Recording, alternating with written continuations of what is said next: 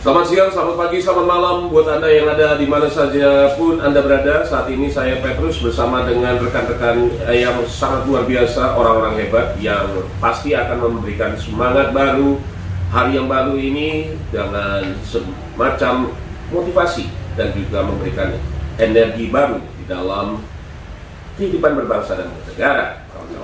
Saat ini saya bersama dengan Indra dan juga Pak Katno. Dalam hal ini kita akan berbicara tentang dinamika pemuda dalam politik 2024. It's gonna be with us. Kawan, saat ini kita akan berbicara tentang apa sih dinamika pemuda dalam politik 2024 ini. Apa saja yang harus dilakukan oleh pemuda. Dalam bersama dengan kami Bapak Katno SAPMM. Beliau adalah Komisaris IKI, Industri Kapal Indonesia, dan juga adalah salah satu pengamat juga politik dan juga dosen. Selamat siang Pak, gimana kabarnya? Selamat siang Pak Petrus, salam sehat buat Bapak dan untuk rekan-rekan yang menikmati podcast kita hari ini dimanapun di tanah air Indonesia ini. Semoga salam sejahtera, salam berbahagia. Baik, terima kasih Pak. Dan juga Pak Indra. Pak Indra ini adalah juga seorang pengamat juga, dan juga beliau adalah aktivis di masyarakat yang bergerak di sebuah wilayah di kota Surabaya. Nah, kita mau bertanya sedikit Pak Katno terkait dengan dinamika pemuda dalam politik 2024. Kita lihat sekarang pemuda ini sekarang ini tinggal melihat saja hasil daripada segala sesuatu. Mereka hanya melihat lewat teknologi yang saat ini kita punya, iPad, internet atau apapun juga. Nah, bagaimana tanggapan Bapak sebagai seorang pengamat dalam hal ini melihat dinamika pemuda dalam perpolitikan 2024 nanti? Persoalan hari ini dengan perkembangan dinamika mulai cara bernegara mereka bisa dilihat dengan pola-pola banyak kecenderungan lebih cenderung menggunakan politik identitas, sehingga hari ini mungkin pemilu 2024 permainan yang dulu dimainkan oleh Pilgub yang dimenangkan antara Ahok dan Pak Anies, dimenangkan Anies dengan isu-isu ya tadi lebih cenderung ke arah ya tadi toleransi tercederai di sini, di mana masyarakat sudah sangat prihatin dengan kondisi berbangsa dan bernegara tanah air kita hari ini.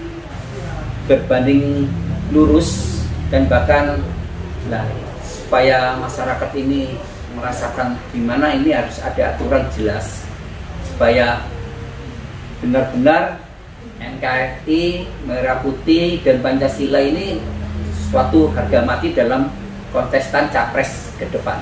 Jadi diperlukan sebuah pola, diperlukan sebuah cara di mana ini untuk mengembalikan bagaimana politik yang beretika. Bisa dikatakan demikian Pak ya? Ya.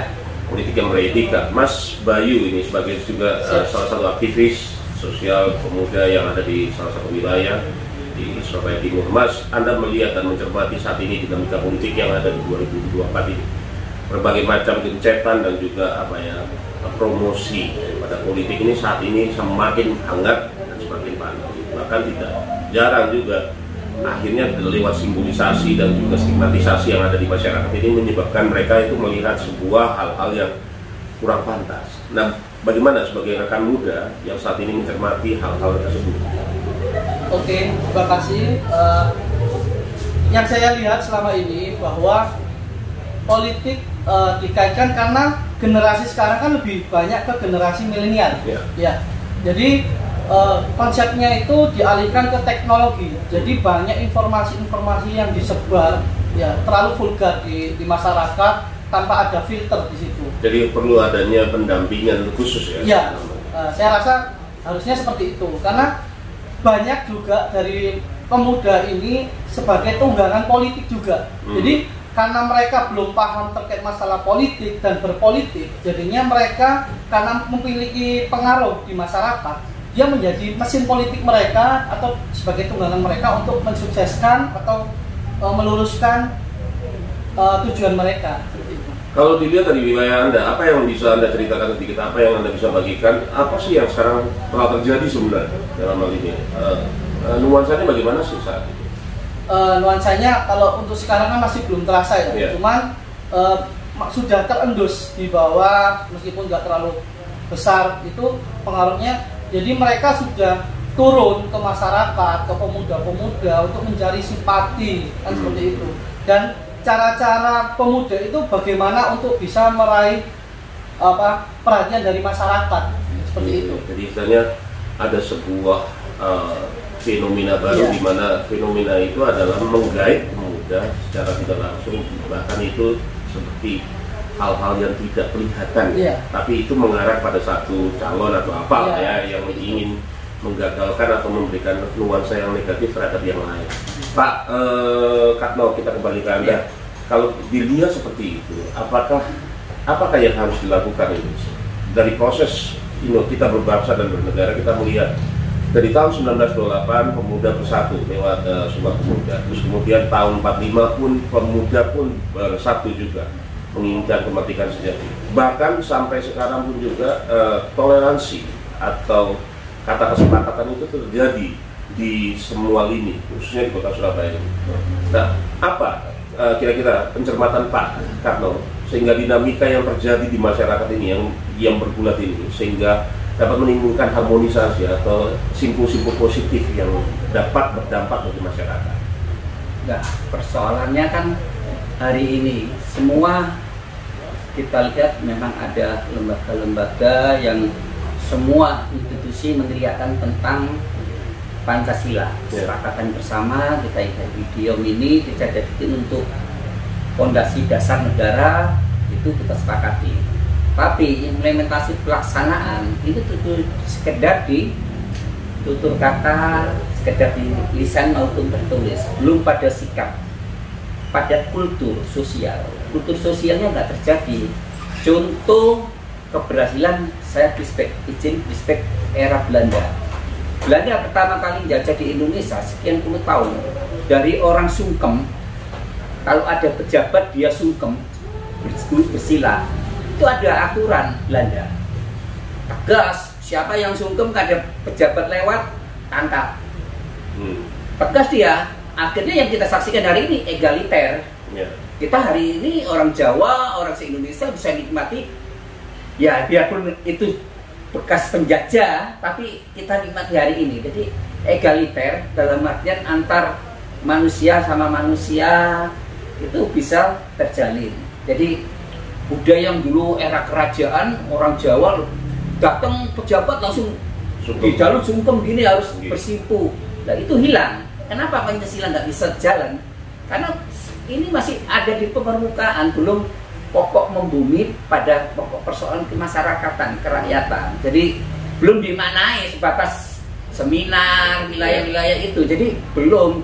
Kalau niru Belanda ya aturan itu ditegakkan. Kalau nggak sesuai seperti kamu, nggak menjalankan hal-hal kesepakatan konsensus bersama ini berupa dasar negara Pancasila, ya udah boleh negara ngambil. Jadi istilahnya ada sebuah ketegasan yang dilakukan oleh pemerintah dan masyarakat dalam melakukan sebuah sinergisitas untuk menekan ya, dalam arti memberikan warna, memberikan itu ya semangat baru gitu ya. Semangat baru dengan bukan sekedar tutur kata yang hari ini teriak-teriak di seminar-seminar teriak itu, bukan, tapi membumikan ini Pancasila ke implementasi kehidupan sehari-hari itu seperti apalah. Inilah yang harus dijalankan. Tentu ada beberapa mungkin terjadi ya di medsos, itu bisa disaksikan ada beberapa sekolahan nggak menjalankan upacara, sekarang nyembah bendera dianggap posisi bukan alirannya dia, dalam artian dia lebih percaya sama sang penciptanya. Jadi hal-hal ini ya itulah yang terjadi. Kenapa nggak tegas? Belanda aja tegas kok. Nah, di sini aparat kita perlunya untuk support gimana menjalankan ini perubahan kultur sosial di masyarakat. Jadi Pancasila itu nggak bisa didiskusikan gini di permukaan, tapi merubah kultur sosial sehingga membumi itu, Bang. Jadi bagaimanapun juga harus ada implementasi ke dalam ya, dan itu harus merakyat dan dibumikan. Dibumikan. Jadi jadi kalau nggak menjalankan, ya, mulai 0 sampai sekian anak, jadi udah paham Pancasila itu apa, jadi kehidupan seperti apa, itu kan tertuang semua, saling mengikat dari sila ke sila itu kan mengikat semua, jadi sehingga kehidupannya lebih harmonis, toleransi, Karena toleransi udah nenek moyang kita sudah lebih kenal sebelum menang agama-agama ini sudah dia lebih bisa terbuka. Nah, dari nilai-nilai yang ada daripada nilai-nilai luhur bangsa kita itu dibumikan kembali, diangkat kembali sebagai muatan lokal yang dapat membumikan kembali Indonesia sesungguhnya. Keindonesiaan sesungguhnya. Nah, dari Pak Indra sendiri, kalau Anda melihat apa yang tadi terjadi dengan teknologi sekarang, bagaimana orang itu bisa melokno orang satu dengan yang lain, membunyikan berita hoax dan memberikan impresi yang negatif terhadap orang lain, bahkan seringkali juga menjatuhkan seenak-enaknya dengan media, bahkan berteriak-teriak bahwasanya kamu itu nggak bagus dan lain sebagainya. Kira-kira apa yang menjadi cara untuk orang muda saat ini yang Anda ingin beritakan lewat tadi yang disampaikan oleh Pak Karno tentang bagaimana membentuk jiwa Pancasila sebagai anak muda? Ya, yang saya lihat itu sekarang mungkin kurang pendidikan terkait masalah undang-undang ITE. Jadi kalau masalah teknologi ya, karena dari undang-undang ITE itu apa saja yang boleh dan tidak dieksplor, ya kan, di media sosial seperti itu. Terus terkait masalah Pancasila yang tadi bilang bahwa memang benar, karena banyak masyarakat sekarang itu belum menjiwai Pancasila itu sendiri, dari pemuda itu juga belum paham di situ. Jadi nilai-nilai Bhinneka Tunggal Ika kan ke pemuda kan gitu. Jadi Sumpah Pemuda itu kurang di situ. Jadi banyak kan untuk memblow up diri sendiri jadinya. Jadi tidak ingin kamu kayak gimana, perasaan kamu gitu. Ya kurang di situ. Jadi sekarang gimana saya, yang penting saya siapa kan seperti itu. Jadi kurang pendidikan Pancasilanya itu. Jadi kembali lagi bagaimana membunyikan Pancasila itu bukan hanya sekedar slogan saja, tetapi bagaimana dipraktekkan dalam kehidupan sehari-hari.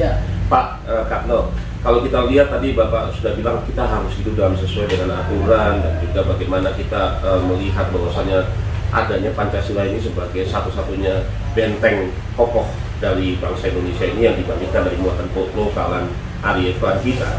Ini sebenarnya cara-cara strategi apa yang harus dilakukan sehingga para pemuda ketika melihat dinamika tahun 2024 ini melek bahwasanya aku mempunyai peran di sini, aku mempunyai peran bahwasanya ini harus ada sesuatu yang beda, bahwasanya politik itu bukan politik identitas, politik itu bukan hanya untuk egoisme pribadi, politik itu bukan keputusan pribadi, tetapi bagaimana untuk kemaslahatan masyarakat. Mungkin strategi apa yang harus dilakukan? Nah, untuk ini Pak Petrus, posisi hari ini kita memahami pemuda ini kan posisi kita pakai pemerintah Pak Jokowi sendiri sudah teriak-teriak berulang kali. Bonus demografi kita 2030 itu melesat tajam dan ledakannya pada 2045. Bonus demografi ini bagi Indonesia sangat menguntungkan bagi pemuda-pemuda. Cuma negara kalau nggak siap ini bumerang. Apa ya? Maksudnya bumerangnya bagaimana? Ya bumerangnya kan lapangan pekerjaan, karena penduduk semakin jumlahnya ledakannya besar, terus kesiapan kalau nggak siap, nah, makanya Pak Jokowi narik investor hari ini kepentingannya dia melihat menengok sampai jangka panjang dia harus merubah IKN, harus ditaruh di Kalimantan, bukan tanpa sebab. Ini sudah diperhitungkan benar-benar oleh negara ledakan jumlah penduduk yang notabene ya demografi hari ini menurut BPS sudah meledak 2030 sampai 2045 bonus demografi yang paling tinggi. Nah, kesiapan ini saya rasa partai-partai hari ini belum membicarakan ini sama sekali. Ledakan penduduk ini harus merespon seperti apa. Nah, justru saya ingin bertanya pada kaula muda hari ini, milenial, kesiapannya dengan bonus demografi ini. Otomatis kompetitor ini semakin tajam, semakin sulit pertarungannya. Jadi silat pemeran pemuda harus memotivasi dirinya sendiri untuk menjadi sosok yang siap mental bertarung dalam artian untuk membentengi negara ini, karena ini tata kelola global dengan adanya perang Rusia maupun Ukraina berdampak seluruh tata kelola dunia global ini berubah. Nah, Indonesia alhamdulillah diuntungkan dengan kemampuan water sudah tersedia. Makanya hari ini TNI sudah wanti-wanti jangan sampai water air ini semua boros dalam tata kelola penggunaan. Jadi mulai program hari ini dibangunlah PU dengan embun-embun kesiapan agar negara ini menjaga weathernya. Ketua energi tata kelola kita alhamdulillah sudah siap kita menghadapi, jadi mulai dibangkitkan energi terbarukan. Jadi mulai dari listrik itu ya Pak? Listrik terbarukan ya. Kalau listrik itu terbarukan, kalau sini geothermal Ngabel ini barusan yang sudah jadi di Jawa Timur Ijen ya. Nah itu terbarukan. Jadi Jawa Timur lebih cenderung bukan menggunakan ini tapi panas bumi yang dikelola. Ya kalau Sulawesi dia pakai angin. Jadi memang anginnya tinggi, dia pakai angin. Ini juga terbarukan. Jadi sudah kesiapan pembaruan untuk emisi karbon, isu-isu emisi karbon negara sudah siap, Pak Petrus. Cuma tinggal generasi berikutnya untuk menjaga ini. Nah, itu.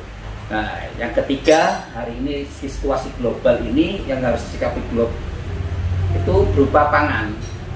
Pangan ini bagaimana? Nah, kesiapan Indonesia data terakhir kesiapannya kalau ada pertempuran kita serang negara lain, cuma kesiapan kita kemampuan 3 hari ketersediaan pangan. Nah, ini harus di manajemen baru, di tata kelola baru. Makanya Pak Jokowi kemarin sudah membicarakan ini. Jadi posisi tata kelola ketahanan pangan harus disiapkan. Jadi istilahnya harus ada sesuatu olahan ya, meskipun itu dia ada di kota, di desa dan lain sebagainya, itu harus dipersiapkan sebelumnya. Ya, konsepnya dulu mungkin Pak Petrus ingat di wilayahnya Pak Petrus sendiri. Dulu itu konsep ketahanan pangan era lama itu sudah ada. Pak Petrus.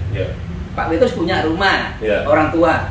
Di situ ada ternak, mungkin ayam, ada ikan, kolam. Nah, ketahanan pangan sini, lah dia tinggal cocok tanam berasnya. Di sini sudah tersedia. Sejak dulu dia konsep nenek moyang kita sudah membudidayakan itu ya. Jadi ketersediaan pangan keluarga itu sudah terjamin. Nah hari ini nih yang nggak ada, hilang.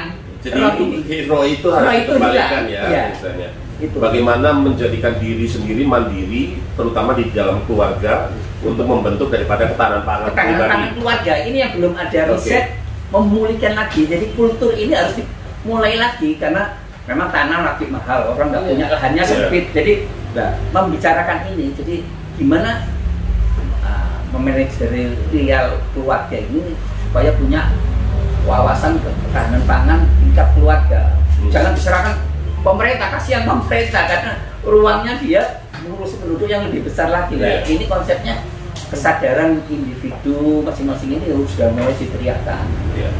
Pak Bayu, melihat tadi daripada penjelasan Pak Karno tentang terkait dengan ketahanan pangan dan lain sebagainya, ini kan kita juga berbicara tentang kemandirian daripada pemuda saat ini.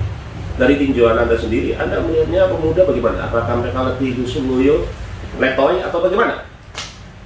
Kalau dari pendapat dan penglihatan saya sendiri, sebenarnya pemerintah juga, saya sebagai Karang Taruna juga ya, Karang Taruna. Jadi pemerintah juga itu menggaungkan bahwa ketahanan pangan harus pemuda itu sebagai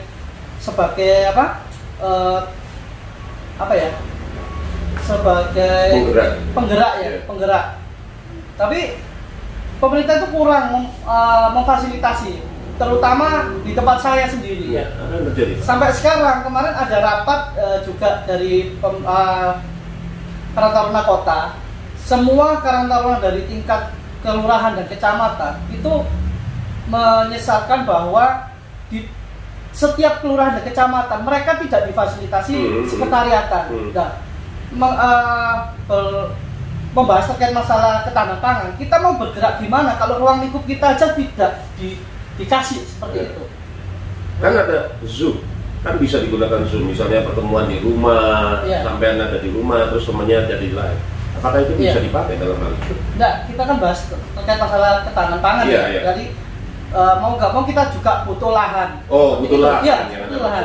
Dan di tempat saya juga ada gitu loh, bahwa ada masalah komunikasi antara pemuda dan pihak LPMK atau seperti itu, karena bahwa dia sudah ada buat kolam atau apa kan seperti itu, tapi digeser oleh orang-orang yang berkepentingan seperti itu. Jadi kurang ada penguatan dari pemerintah seperti itu. Nah, dalam artian bahwasannya harus ada sesuatu yang baru, begitu ya Mas ya. Kalau misalnya saja, ini pertanyaan saya kepada Anda, kalau tidak melibatkan daripada pemerintah, apakah mampu Karang Taruna dalam hal ini menjawab tantangan-tantangan yang seperti yang terjadi saat ini di 2024 ini? Apakah mampu?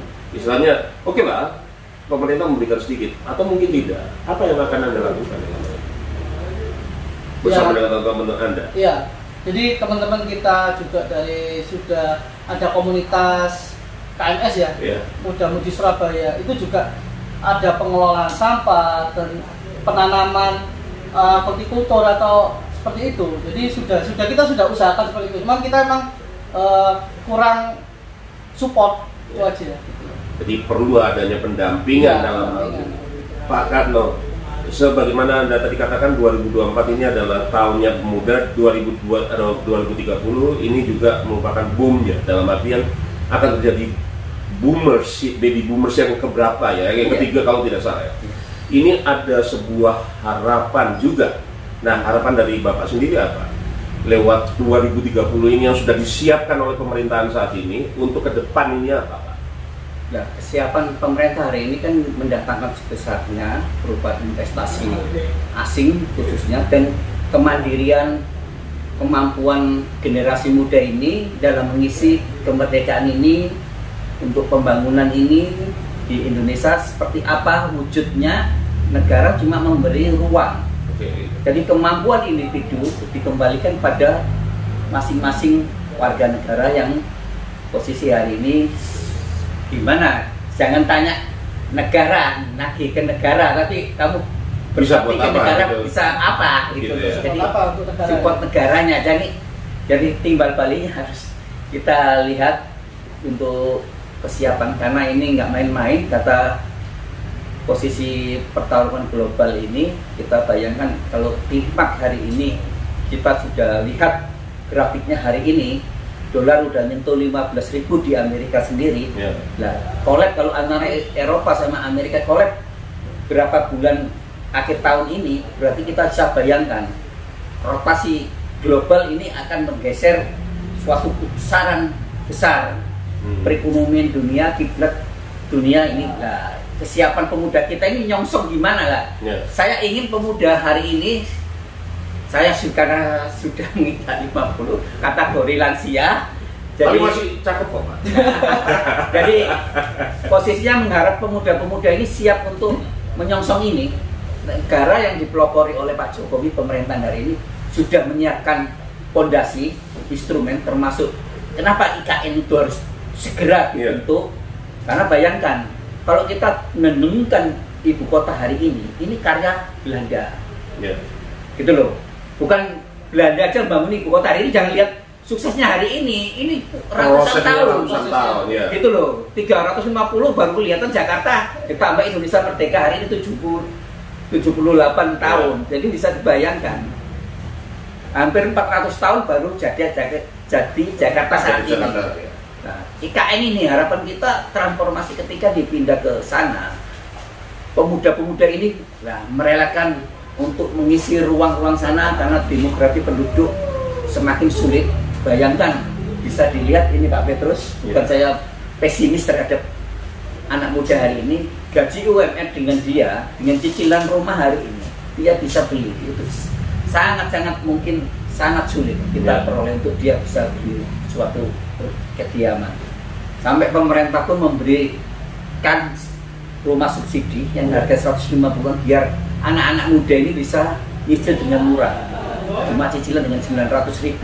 Nah, saya bukan promosi ini Pak, cuma pemuda ini harus segera. Kalau kamu lewat ini sudah diisi orang yang punya duit, ini lewat juga kamu memiliki ranah-ranah ini karena persoalan hunian ini. Nah, jadi kita memikir di mana membentuk kalangan-kalangan generasi muda, karena nanti suatu ini kepadatan jumlah penduduk yang di Jawa, otomatis negara sudah menyiapkan IKN dengan tanah ini masih kosong, belum terisi. Nah, harapannya terisinya dengan awal-awal anak muda yang kemarin diterima di ASN, AKABRI maupun dari pendidikan TNI maupun Polri sudah penempatan di sana. Nah, itulah awal proses pembangunan.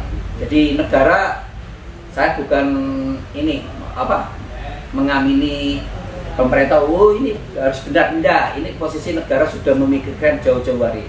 Semua berpikir matang tanpa bukan dadakan. Jadi IKN ada kenapa prosedurnya, karena tinggal baliknya nanti bisa ditaruh di tempatnya Pak terus. Mungkin di Maluku ini kan selesai dulu supaya pemerataan pembangunan antar ini terjadi. Artinya sudah terjadi persiapan sebelumnya sehingga pada saatnya nanti mereka tidak kaget, generasi muda tersebut Pak ya.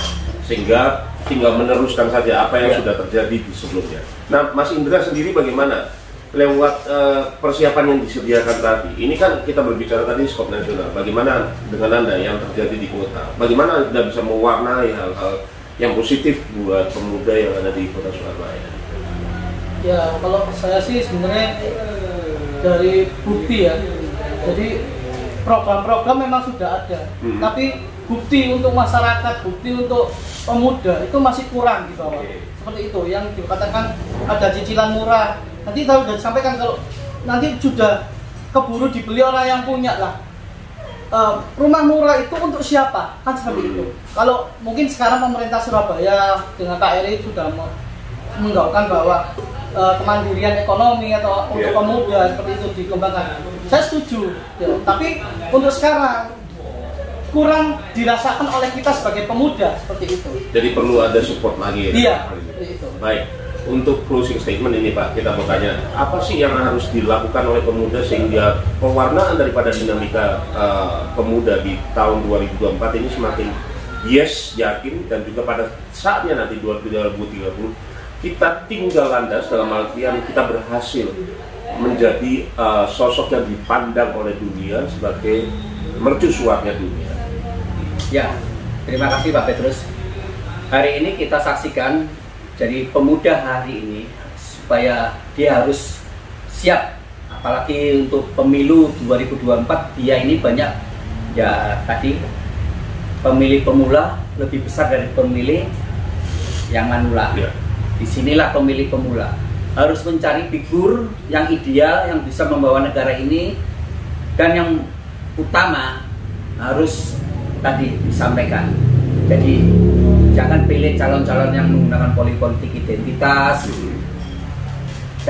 Pilihlah seperti yang menjaga keberagaman dalam artian suku, ras maupun berbahasa.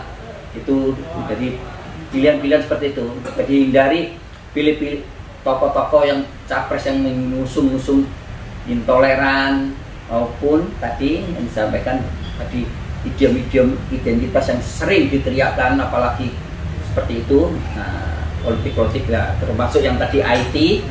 Harapan kita sini pemerintah tegas melalui Kominfo.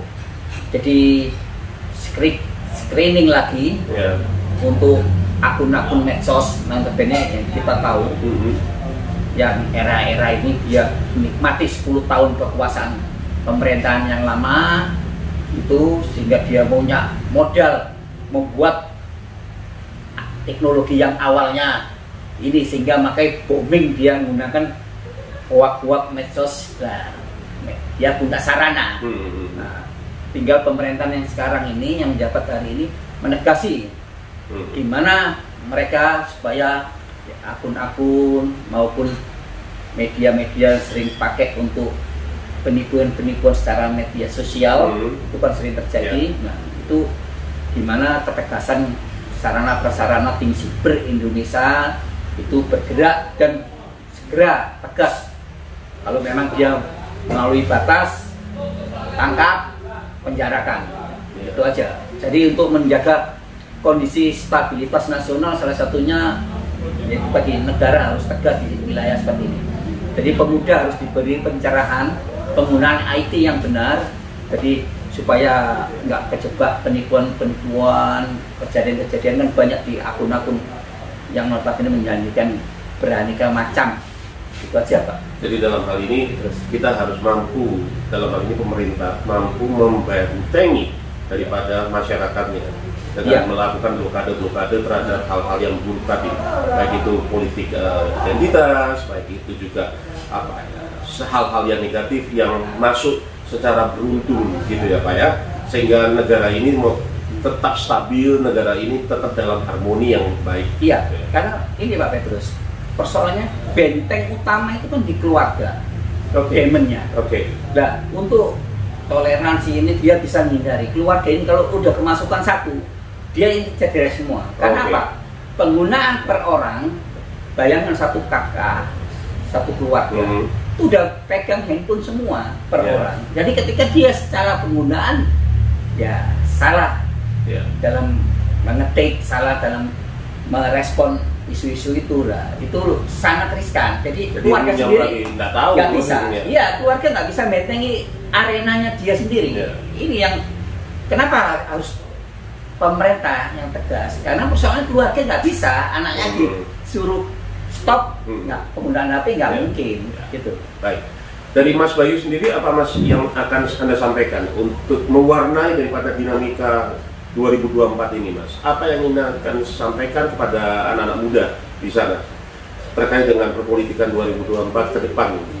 Kalau dari saya sih sebenarnya pemuda sekarang wajib melek IT, teknologi, dan harus smart ya. Jadi harus bisa melihat bahwa sumber ini valid atau tidak, seperti itu. Yang ditakutkan kita akan digodok, ya kan, digodok dengan informasi-informasi yang hoax seperti itu. Jadi yang saya takutkan pemuda ini nanti malah menjadi tunggangan politik seperti itu. Jadi kita harus penguatan intern ya terhadap teknologi itu. Ada nggak forum diskusi atau apa di Karang Taruna sampean untuk buat sesuatu yang istilahnya oke lah kita diskusi tentang hal-hal yang hoax ini kemudian kita buang dan lain sebagainya? Sementara belum ada, cuman dari ya itu juga mungkin peran dari keluarga itu tadi. Jadi orang tua harus paham apa yang dipegang anaknya, apa yang dilihat seperti itu. Atau mungkin dari pendidikan harus ada ya seperti itu ya. Jadi dari sekolahan bahwa harus diberitahu bahwa kita harus seperti ini kan gitu. Jadi istilahnya kemajuan daripada satu bangsa itu juga ditentukan oleh keluarga ya. Jadi ketika misalnya keluarga itu dapat memberikan suatu pembentukan atau warna dalam dinamika kepemudaan di perpolitikan 2024. Baik, Bapak-bapak, masih ada yang disampaikan mungkin juga kepada keluarga-keluarga Indonesia ini? Ya, terima kasih Pak Petrus. Bapak Ibu, ya kita berharap supaya Ibu punya putra dan putrinya dijaga dalam tata kelola penggunaan handphone, di mana bagaimanapun cari informasi ke beliau, ke putra putrinya, jangan sampai salah menggunakan, mendownload, mengaplikasi hal-hal yang tidak sebatas usianya penggunaan di anak-anak putra putri Ibu. Gitu. Jadi penggunaan ini diperlukan, IT memang harus diajarkan, tapi batasan-batasan, norma-norma cara penggunaan handphone supaya menjadi keluarga yang harmonis, supaya lebih ada dialog antara putra putrinya dengan orang tuanya. Lah, jam-jam tertentu penggunaan HP itu harus ada. Itu Pak Petrus. Iya. Dari Mas Bayu sendiri terkait dengan keluarga, karena Anda juga keluarga muda ya. Kira-kira apa Mas yang akan disampaikan? Menurut saya, ya kan saya juga berkeluarga tapi masih belum memiliki momongan. Jadi mungkin dari pembahasan ini saya juga untuk diri saya sendiri bahwa saya harus mewaspadai seperti itu. Ya, tetap waspada ya. Iling lan waspada ala Tauranda.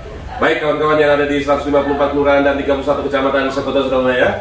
Begitu pula juga Anda yang saat ini berada di mana saja, yang sedang lagi nganggur, yang sedang lagi melakukan aktivitas apapun juga. Ini kami bertiga dari selalu memberikan hal-hal yang positif dan juga memberikan hal yang bermakna. Semoga hari ini lebih baik daripada hari kemarin. Bersukacitalah senantiasa, tetaplah bersukacita. Oke guys, dari saya Petrus bersama dengan rekan saya Pak Karno dan juga Mas Bayu. Thank you very much. Have a nice day.